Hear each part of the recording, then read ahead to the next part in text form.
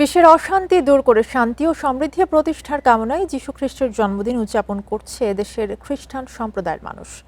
দিনের শুরুতে প্রার্থনার শুভেচ্ছা বার্তা বিনিময়, কেক, পিঠা তৈরি এবং খাওয়া দাওয়ার মাধ্যমে চলছে উৎসব উদযাপন। চার্চগুলোকেও সাজানো হয় বর্ণিল সাজে। বিশ্বের অন্যান্য দেশের মতো বাংলাদেশেও প্রার্থনা ও আনন্দঘন আয়োজনের মধ্য দিয়ে বড়দিন উদযাপন করছে খ্রিস্টান সম্প্রদায়ের মানুষজন। গির্জাগুলোকে সাজানো হয়েছে বর্ণিল সাজে।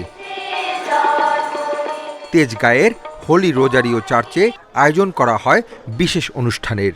সকাল 6:30টায় গির্জায় প্রার্থনার মধ্য দিয়ে শুরু হয় বড়দিনের মূল আয়োজন। শিশুদের নানা ধরনের উপহার দেয় সান্তা ক্লজ।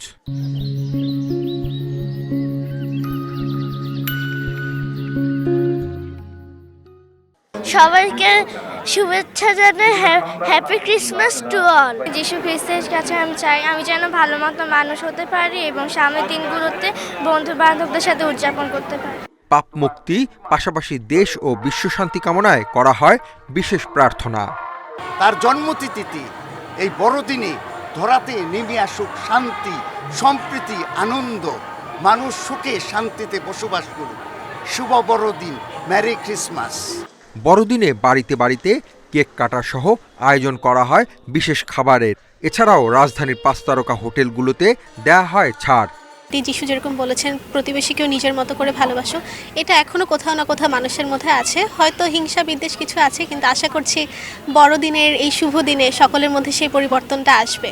আমরা হিংসা বিদ্বেষ মারামারি হানাহানি কিছু চাই না, সবাই মিলেমিশে একসাথে এই পৃথিবীটাকে সুন্দর করে তুলতে চাই। দেশে যে একটা অস্থিতিশীল পরিবেশ তৈরি হয়েছে, সেটা যেন খুব দ্রুত এটা নিরাময় হয়ে যায়। বড়দিনের শুভেচ্ছা জানাতে চার্চে আসেন প্রধান উপদেষ্টার প্রেস সচিব।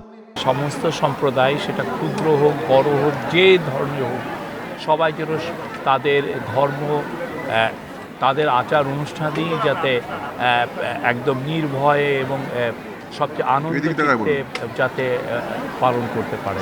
বড়দিনকে কেন্দ্র করে বিভিন্ন গির্জায় চলবে দিনব্যাপী বিশেষ আয়োজন। উৎসব নির্বিঘ্ন করতে আইনশৃঙ্খলা বাহিনীর পক্ষ থেকে নেওয়া হয়েছে কঠোর নিরাপত্তা। Hasib Mahmud Shah, independent news, Dhaka.